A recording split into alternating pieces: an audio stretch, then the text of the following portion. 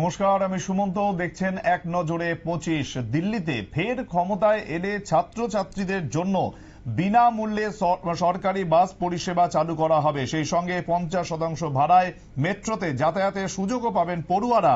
সোমবার দ্বিতীয় নির্বাচনী ইস্তাহার প্রকাশ করে জানালো আম আদমি পার্টি।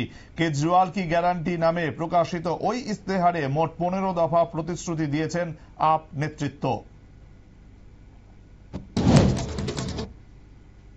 আরজিকর কাণ্ডে দোষী সঞ্জয় রায়ের ফাঁসির শাস্তি চাইল না নির্যাতিতার পরিবার। সোমবার কলকাতা হাইকোর্টে তারা এই কথা জানিয়েছে। এই সংক্রান্ত রাজ্যের আবেদন গ্রহণযোগ্য কিনা তা নিয়েও শুনানি হয়েছে বিচারপতি দেবাংশু বসাক এবং বিচারপতি মোহাম্মদ শব্বর রশিদের ডিভিশন বেঞ্চে। রায় ঘোষণা স্থগিত রেখেছে আদালত। আদালতের বাইরে নির্যাতিতার বাবা বলেন, আমরা চাই একা সঞ্জয় নন, যারা যারা এই ঘটনার সঙ্গে জড়িত তারা সবাই সামনে আসুন, সবাইকে চরম শাস্তি দেওয়া হোক। তাই এই মামলায় আমরা ওর সর্বোচ্চ শাস্তি চাইছি না।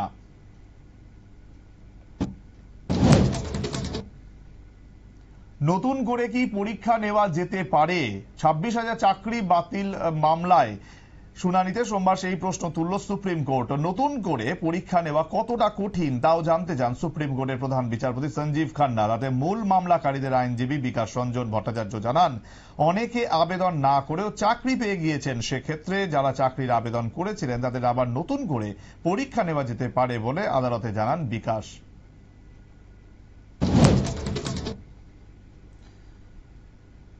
আয়ুষ্মান ভারত প্রকল্পের বকেয়া টাকা বেসরকারি হাসপাতালগুলিকে সময় মতো মিটিয়ে দেওয়া হচ্ছে না বলে অভিযোগ উঠেছে হরিয়ানায়। তার প্রতিবাদে কেন্দ্রের স্বাস্থ্য বীমা প্রকল্পে পরিষেবা আপাতত বন্ধ রাখার কথা ভাবছে হরিয়ানার 600 বেসরকারি হাসপাতাল। সংবাদ সংস্থা এএনআই সূত্রে খবর, ইন্ডিয়ান মেডিকেল অ্যাসোসিয়েশনের হরিয়ানা শাখা এই সিদ্ধান্ত নিয়েছে। প্রতিবেদন অনুসারে ওই হাসপাতালগুলির প্রায় 400 কোটি টাকা বকেয়া রয়েছে সরকারের কাছে। বকেয়া টাকা না মেটালে আগামী 3রা ফেব্রুয়ারি থেকে আয়ুষ্মান ভারত প্রকল্পে পরিষেবা বন্ধ রাখার হুঁশিয়ারি দিয়েছে তারা।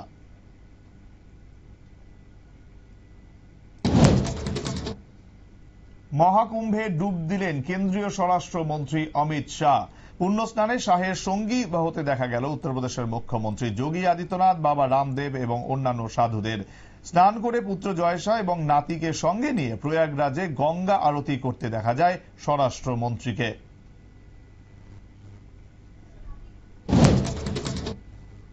মহাকুম্ভে সাধারণ ভক্তের পাশাপাশি হিড়িক পড়েছে বিজেপি নেতাদের মধ্যেও পুণ্য স্নানের। ইতিমধ্যে যোগী আদিত্যনাথ, রাজনাথ সিং, অমিত শাহ প্রমুখ সঙ্গমে স্নান করেছেন। সোমবার এই ঘটনাকে তীব্র কটাক্ষ করলেন কংগ্রেস সভাপতি মল্লিকার্জুন খাড়গে। তিনি বলেন, পবিত্র গঙ্গা স্নানকে প্রতিযোগিতার স্তরে নামিয়ে এনেছেন বিজেপি নেতারা। যদিও অনাহারে শিশু মৃত্যু, অশিক্ষা, ব্যাপক দারিদ্র নজরে পড়ছে না বিজেপির।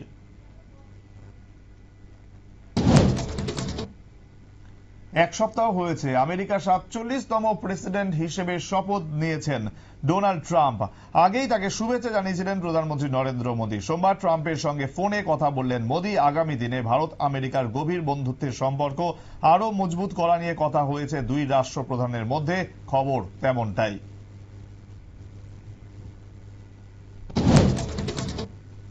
পরবর্তী মুখ্য নির্বাচন কমিশনারের নাম বাছাই করার জন্য 3 সদস্যের সার্চ কমিটি গড়ল প্রধানমন্ত্রী নরেন্দ্র মোদীর সরকার। সংবাদ সংস্থার খবর অনুযায়ী ওই কমিটির চেয়ারম্যান হয়েছেন কেন্দ্রীয় আইন মন্ত্রী অর্জুন রাম মেঘওয়াল। তাছাড়া অর্থ এবং কর্মীবর্গ ও প্রশিক্ষণ মন্ত্রকের সচিব রয়েছেন ওই কমিটিতে।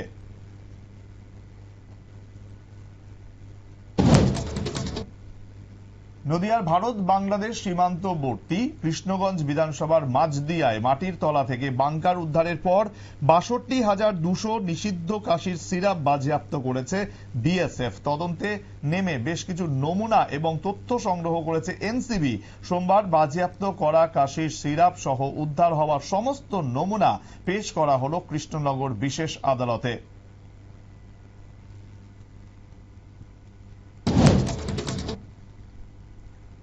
রাজ্যের কৃষকদের স্বপ্ন দেখাচ্ছে কালো চাল। উত্তর জেলার যুবরাজনগর কৃষি মহকুমার উদ্যোগে পুষ্টি ও স্বাস্থ্য গুণ সম্পন্ন এই কালো চালের পরীক্ষামূলক চাষে সফলতা পেয়েছে উপতাখালী গ্রাম পঞ্চায়েত এবং বালিধুম এডিসি ভিলেজের কৃষকরা। যুবরাজনগর কৃষি মহকুমার উদ্যোগে উপতাখালী বাজারে এক সংক্ষিপ্ত অনুষ্ঠানের মধ্যে দিয়ে কৃষকদের উৎপাদিত 1500 কেজি কালো চাল বহিরাজ্যে রপ্তানি করা হয়। উপস্থিত ছিলেন প্রাক্তন বিধায়িকা মলিনা দেবনাথ, যুবরাজনগর পঞ্চায়েত সমিতির ভাইস চেয়ারম্যান সমরেন্দ্র দেবনাথ, কৃষি তত্ত্বাবধায়ক বিজন কান্তি শর্মা, কৃষি দপ্তরের সহ অধিকর্তা নিরঞ্জন দাশগুপ্ত সহ অন্যান্যরা।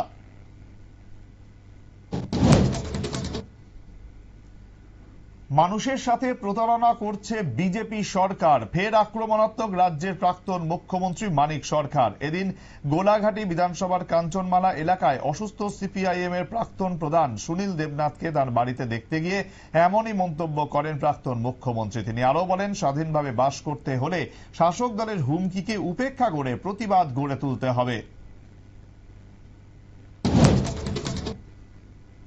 কৈলাসহর মহকুমার বন্যা নিরোধক বাঁধের উচ্চতা এবং প্রস্থ বৃদ্ধি সহ বাঁধ মেরামত, মনু নদীর ভাঙন রোধে প্রয়োজনীয় উদ্যোগ গ্রহণ সহ 9 দফা দাবিতে বামপন্থী গণসংগঠন যুক্ত মঞ্চের ডেপুটেশন প্রদান কর্মসূচি। এদিন মহকুমা শাসকের কাছে এই ডেপুটেশন প্রদান কর্মসূচিতে উপস্থিত ছিলেন ঊনকোটি জেলা কমিটির সম্পাদক কৃষ্ণেন্দু চৌধুরী, যুব নেতা সুরমান আলী, নারী নেত্রী আনোয়ারা বেগম সহ অন্যান্যরা। এদিন ডেপুটেশন দেওয়ার আগে বামেদের একটি মিছিল শহরের বিভিন্ন পথ পরিক্রমা করে মহকুমা শাসকের অফিসে গিয়ে শেষ হয়।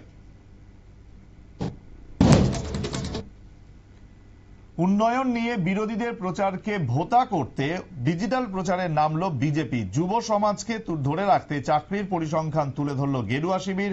বামেদের থেকে বিজেপির আমলে বেশি চাকরি, সোশ্যাল মিডিয়ায় নতুন প্রচার শুরু করলো কেন্দ্র এবং রাজ্যের শাসক দল।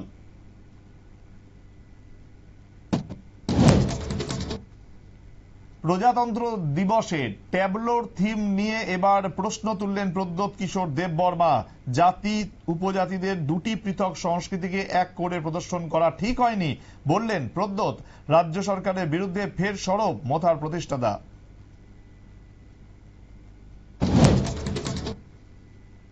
তেতাল্লিশ করবুক বিধানসভা কেন্দ্রের অন্তর্গত বাগচাটাল এডিসি ভিলেজ এলাকায় পানীয় জল, বিদ্যুৎ, স্বাস্থ্য, শিক্ষা ও রাস্তাঘাট সহ বিভিন্ন সমস্যার অভিযোগ দীর্ঘদিন ধরেই। অবশেষে তার প্রেক্ষিতে এলাকার বিধায়ক সঞ্জয় মানিক ত্রিপুরা এলাকা পরিদর্শন করলেন। বিধায়ক হওয়ার পর এই প্রথম এডিসি ভিলেজ পরিদর্শন করেন তিনি। আগামী দিনে কি কি কাজ করে এলাকার উন্নয়ন করা যাবে সেই নিয়ে এদিন আধিকারিকদের সঙ্গে আলোচনাও করেন বিধায়ক সঞ্জয় মানিক ত্রিপুরা।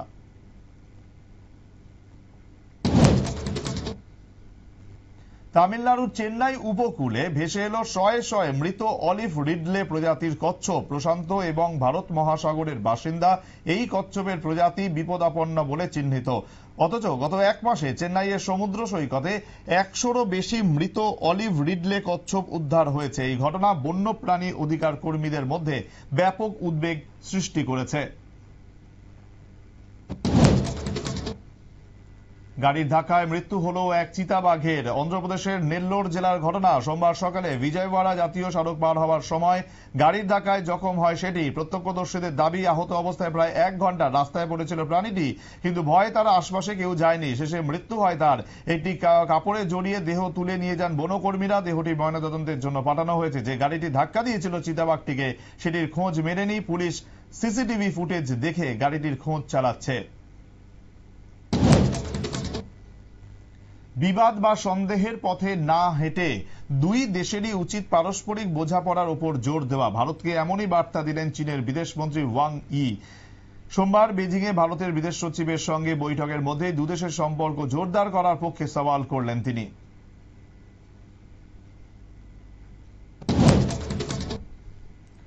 অমৃতসরে স্বর্ণ মন্দিরের কাছে বাবা সাহেব আম্বেদকরের মূর্তি ভাঙার চেষ্টা। কিছুক্ষণের মধ্যে যুবককে ধরে পড়ে নিরাপত্তা রক্ষীরা এবং তাকে পুলিশের হাতে তুলে দেওয়া হয়। ধৃতের বিরুদ্ধে এফআইআর দায়ের করেছে পুলিশ। এই ঘটনা সামনে আসতে শুরু হয়ে গেছে রাজনৈতিক তরজা। হাপের আমলে এরকম ঘটনা ঘটতেই থাকবে, কটাক্ষ বিজেপির।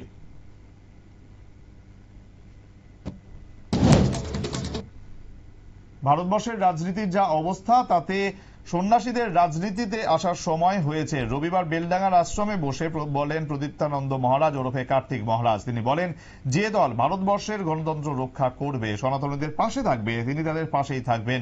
তাহলে কি কার্তিক মহারাজ এবার মমতা ব্যানার্জিকে চ্যালেঞ্জ জানিয়ে বিজেপিতে যাওয়ার ইঙ্গিত দিলেন? তা নিয়েই এখন প্রশ্ন উঠতে শুরু করেছে।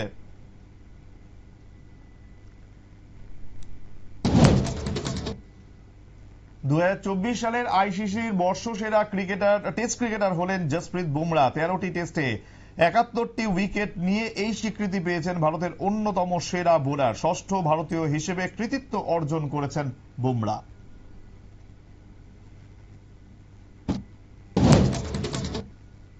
অন্যদিকে 2024 সালের আইসিসি সেরা মহিলা একদিনের ক্রিকেটার হিসেবে বেছে নেওয়া হয়েছে ভারতের স্মৃতি মান্ধানাকে। এই নিয়ে দ্বিতীয়বার আইসিসির বর্ষসেরা একদিনের ক্রিকেটারের সম্মান পেলেন মান্ধানা। এমন কৃতিত্ব ভারতের আর কোনো মহিলা ক্রিকেটারের নেই।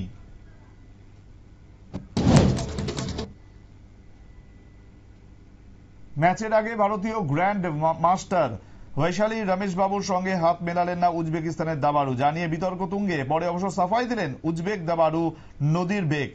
তার যুক্তি, ধর্মীয় কারণে মহিলাদের স্পর্শ করেন না তিনি। বৈশালীকে অসম্মান বা অপমান করার কোনো ইচ্ছা তার ছিল না। দীর্ঘদিন ধরে বেতনের দাবি জানাচ্ছেন দুর্বার রাজশাহীর ক্রিকেটাররা। বেতন বকেয়া থাকায় কয়েকদিন আগে অনুশীলন বয়কট করেছিলেন তারা, তারপরেও সমস্যা মেটেনি। ফলে এবার মাঠে খেলতেই নামলেন না বাংলাদেশ প্রিমিয়ার লিগের দলের বিদেশি ক্রিকেটাররা। বাধ্য হয়ে 11 জন স্থানীয় ক্রিকেটারকে নিয়ে দল নামাতে হয় রাজশাহীকে।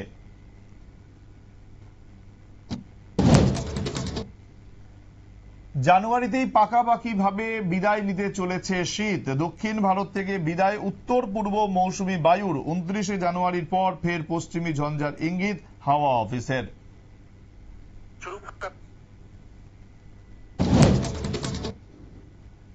এখন এই পর্যন্তই। অন্যান্য খবরের জন্য দেখতে থাকুন নিউজ ভ্যানগার্ড।